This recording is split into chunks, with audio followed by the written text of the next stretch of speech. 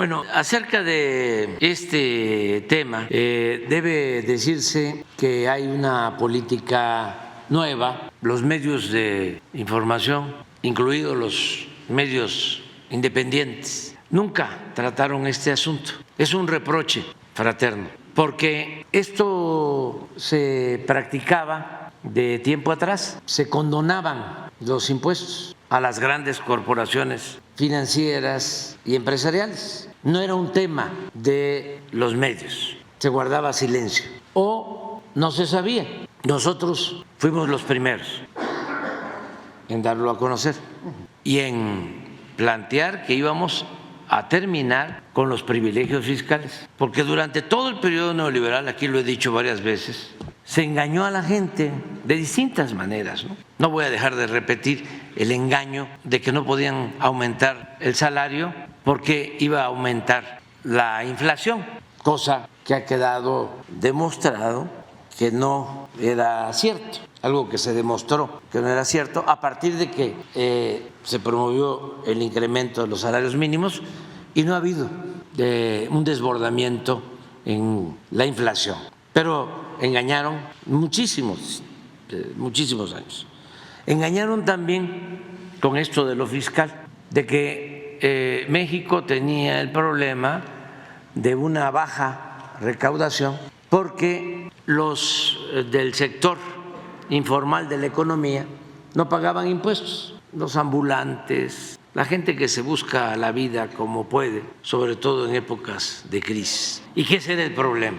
Cuando se trataba de dos cosas, o de tres, pero dos muy significativas. Primero, el que desde la época del presidente Echeverría se les otorgó a los grandes contribuyentes el beneficio de la llamada consolidación fiscal. Esto tiene que ver con una situación política. Asesinan lamentablemente a el señor Eugenio Garza Sada y Echeverría les otorga a los empresarios esta concesión, que consiste en que una empresa importante, fuerte, que tiene utilidades suficientes, puede diluir esas utilidades creando otras empresas en donde supuestamente pierde. Y entonces, al equilibrar las ganancias y las pérdidas, terminan por no tener utilidades y por lo mismo no pagan impuestos. Ese sistema se mantuvo durante muchos sexenios. ¿Hasta 2013? Así es, exactamente, que se hizo la reforma. Llegaban a haber empresas muy grandes, que pagaban 1% de sus ingresos, 2%. Proporcionalmente, desde luego, pagaban más los trabajadores por impuestos sobre la renta. Pero lo otro que se tenía oculto y no se conocía era que existía la condonación de impuestos. El presidente tenía la facultad para condonar impuestos a través del secretario de Hacienda. Entonces había un mecanismo legal para que al final una empresa, un banco, no pagara impuestos, se les condonaran los impuestos. Ya hemos aquí presentado una lista de cuántas empresas, bancos no pagaban. Y repito, nos engañaban diciendo que el problema de la falta de recaudación tenía que ver con el hecho de que los que trabajan en la economía informal no pagaban impuestos. Nosotros reformamos la Constitución en los momentos en que todavía no tenía el bloque conservador la actitud que tiene ahora, que no aprueban nada, absolutamente. Como era una reforma constitucional, se necesitaba una mayoría calificada, se logró esa mayoría calificada, se reformó el artículo 28 de la Constitución y está prohibida la condonación de impuestos. A partir de ahí se empezó a pedir a los empresarios, a los banqueros, que nos ayudaran poniéndose al corriente y empezaron a pagar impuestos. Había otro mecanismo también para evadir los impuestos, otro mecanismo de evasión fiscal, que era hacer operaciones en la bolsa para no pagar impuestos. Así vendieron Banamex a Citigroup en 12,000 millones de dólares y no pagaron un centavo de impuestos, cuando tenían que haber pagado 3,000 millones de dólares de impuestos. Y hablaba yo de otras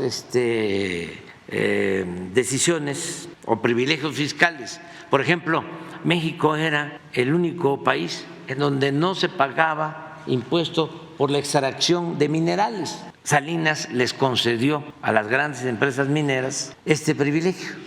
No se pagaba impuesto por la extracción del oro, de la plata y de otros minerales. Entonces, nosotros hemos venido denunciando esto y en este caso de la condonación de impuestos, tengo que decir, lo he expresado, que muchas empresas, la mayoría de las empresas, bancos, se han puesto al corriente. Para ponerle nombre y apellido, Slim está al corriente. El señor Fernández del Oxxo, Antonio, creo que se llama, Fernández, de los Oxxos, debían como 12,000 millones. Estuvieron en el SAT, todavía estaba Raquel Buenrostro y se llegó a un acuerdo.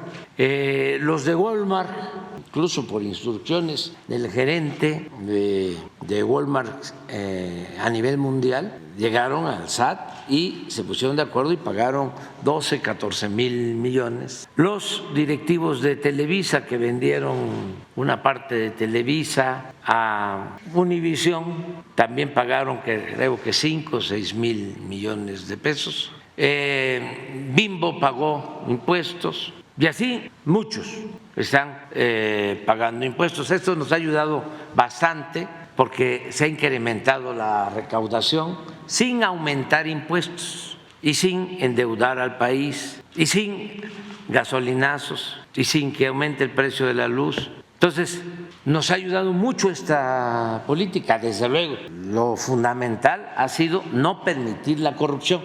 Eso es lo que más ha ayudado. Por eso hemos avanzado, por eso hemos disminuido la pobreza y la desigualdad, y por eso tenemos crecimiento económico, y por eso hay empleos, y por eso tenemos una moneda, un peso fuerte como no había sucedido en muchos años, y por eso México tiene pues muy buena fama en el extranjero en todo sentido, y en especial es uno de los países más atractivos para invertir. Hay orden, tenemos finanzas públicas sanas. Este asunto, explico todo esto para contextualizar. Entonces, en el caso de Salinas de Pliego, Ricardo Salinas Pliego, él viene con juicios en contra del SAT desde los tiempos de Fox, una cantidad de recursos, y tiene equipos de abogados,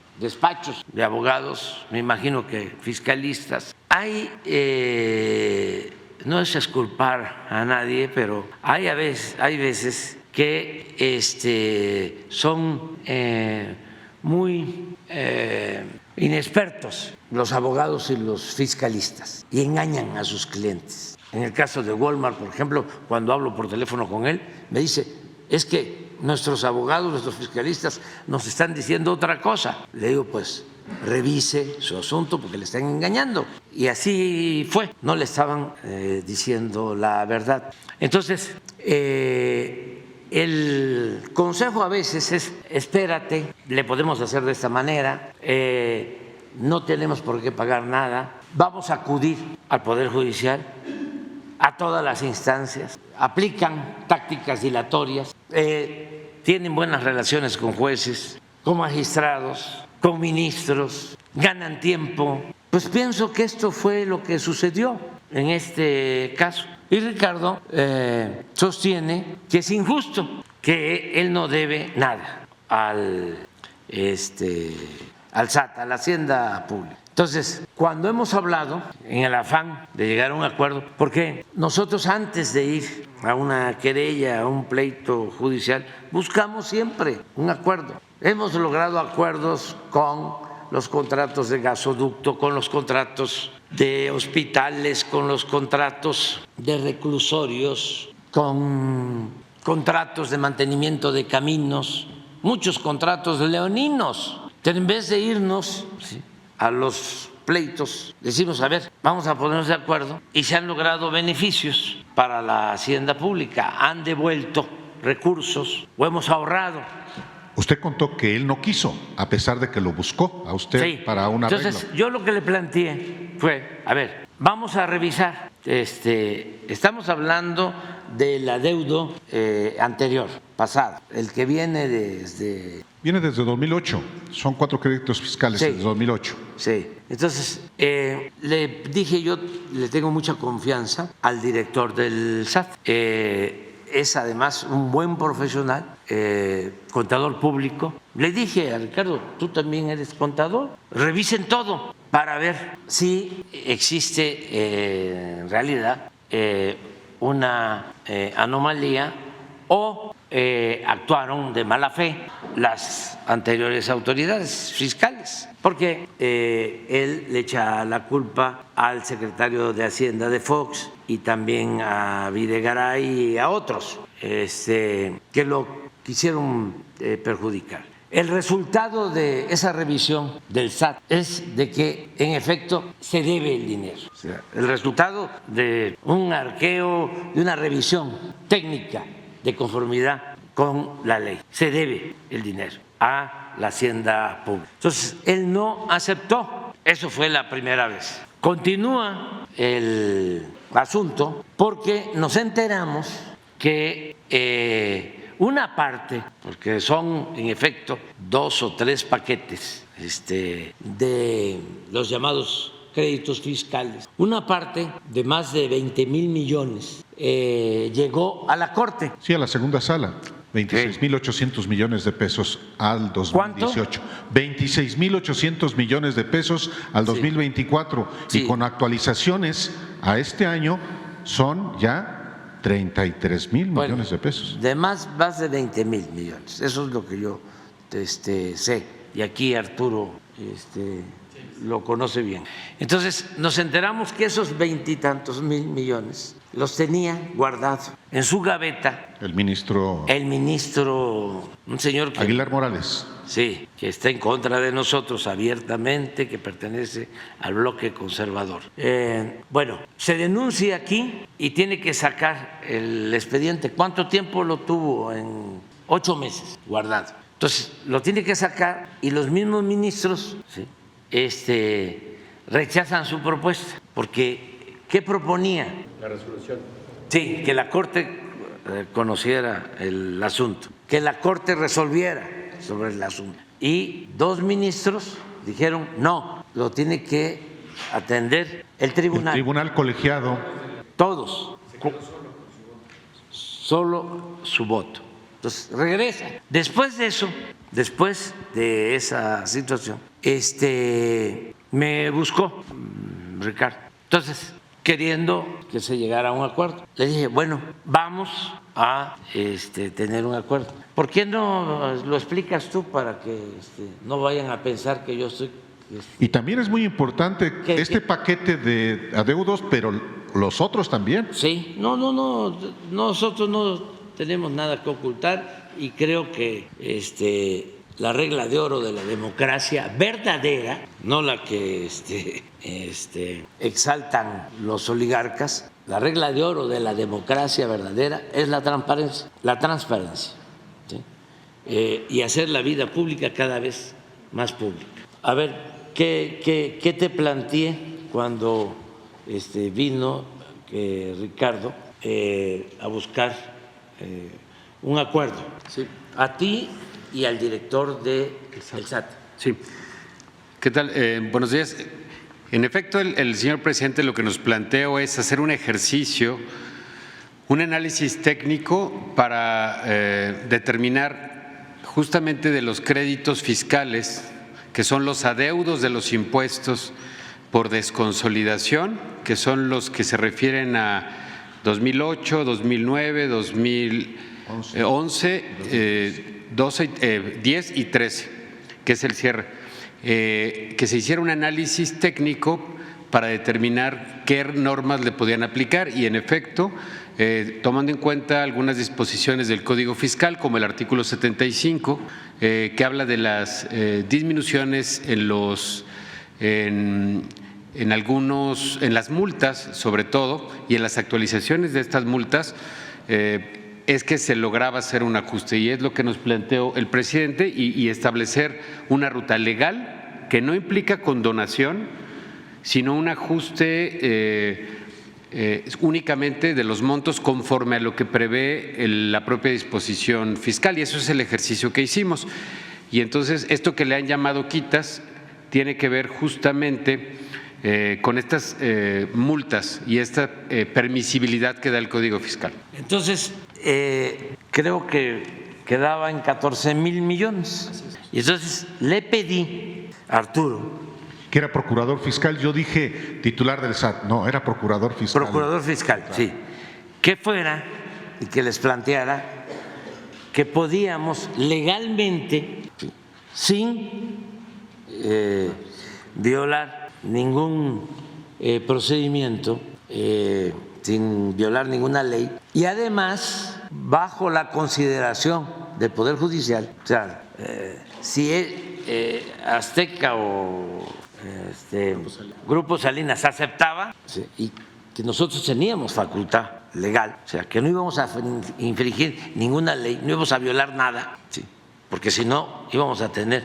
una situación difícil legalmente, pero además moralmente también. Además, se iba a poner a consideración de los jueces para no caer en lo que hizo Diego cuando se logró un acuerdo de condonación del IVA, no sé si a Jugos del Valle o a Jugos del Valle, ¿sí? Cuando Fox, ¿sí? Que todavía estaba el proceso judicial y llegaron a un acuerdo administrativo, lo cual significó dejar de cobrar en beneficio de la hacienda pública miles de millones de pesos, que luego los descontaron a los gobiernos estatales, incluido el gobierno del Distrito Federal, que tuvo que aportar por ese descuento que le hicieron a Jugos del Valle por influyentismo, pues.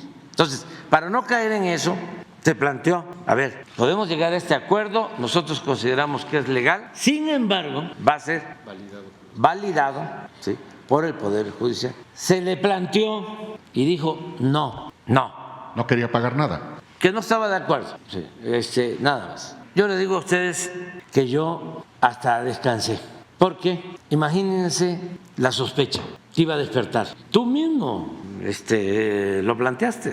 Yo lo escribí. Sí, tú mismo lo planteaste. O sea, a ver, ¿cómo es que debe más de 20,000 millones y se reduce a 14? ¿Qué fue lo que pasó? ¿Por qué este trato preferencial, privilegiado? A su amigo. A su amigo. Salinas Pliego. Salinas Pliego. Imagínense, sí, por buscar una salida, consideraba buena, sí, yo iba a quedar, sí, bajo sospecha, porque lo dije aquí, sus mismos amigos de clase, pero no de escuela, sino de clase social, y otros, ¿no?, de buena o mala fe, iban a decir, ¿y qué pasó? ¿Cómo es? ¿Sí? ¿Que hubo esa rebaja? Presidente. Entonces, espérate, porque es interesante. Además, cualquier otro contribuyente, ¿sí?, un trabajador que tiene que pagar impuestos sobre la renta, bueno, ¿y por qué a mí no me quitan, ¿sí?, una parte de mi crédito?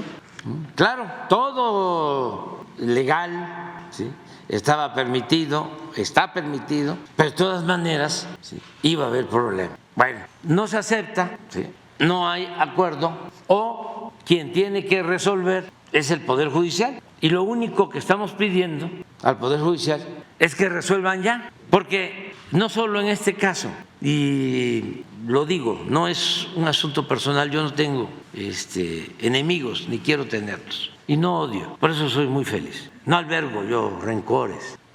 Ricardo ha dicho, pero así como él, otros, ya nada más les quedan 7 meses, la verdad que no son 7 meses, son 6 y unos días más. Sí, pero pues ni modo que se vaya a vaciar el país cuando se dé el cambio. Nos vamos a quedar a vivir aquí, todos. yo me voy a quedar aquí, nada más me voy a ir a Palenque, Chiapas. Entonces, porque también eso sí, es pues una ilusión, es una falacia. Van a entrar, vamos a, como dicen los abogados, a aceptar sin conceder de que no resuelvan en los 6 meses los jueces, que sería pues muy lamentable, ¿no? Y cuestionable, porque ¿cuánto tiempo con las tácticas dilatorias de estar ganando tiempo? Pues de todas maneras nos vamos a quedar todos. ¿Sí? Y ni modo que los que lleguen no atiendan este asunto. Eso que quede claro. Bueno, la otra parte, lo que tú dices, hay otros créditos. Yo no quiero ahora especular. Me gustaría mejor que técnicamente lo explicara el director del SAT, porque ustedes hicieron su investigación. ¿Por qué no le pedimos al SAT que informe? Está correcto. Y no entramos en lo especulativo, ¿sí?, o en conjeturas. Y además, esto no le quita el derecho a Ricardo Salinas Pliego de su defensa y de sostener sus argumentos y hacerlos valer, porque somos libres. Y para eso hay un marco legal, vivimos en un auténtico Estado de Derecho, ya no es como antes, un estado de chueco. Entonces, hacer la vida pública cada vez más pública y tratar este asunto. ¿Te parece? Me parece bien. Y que venga el director del SAT y que lo explique, y que venga también Arturo. Correcto. Y la procuradora fiscal, ¿sí? Muchas gracias, presidente. No me presenté, ofrezco una disculpa a los asistentes. Soy Álvaro Delgado, director de investigación del Diario Digital, Sin Embargo. Nada más por último, presidente, los créditos fiscales que yo publico el día de ayer en Sin Embargo son otros a los que ustedes se han referido, es decir, son más de 67,000 millones de pesos que en créditos fiscales que involucran al Grupo Salinas que preside Ricardo Salinas Pliego. ¿Pero te parece que no los demos como un hecho, que ese es tu Correcto. Sí, aquí tengo el documento. Y que esperemos a ver qué plantea el SAT? Está correcto. Muchas gracias.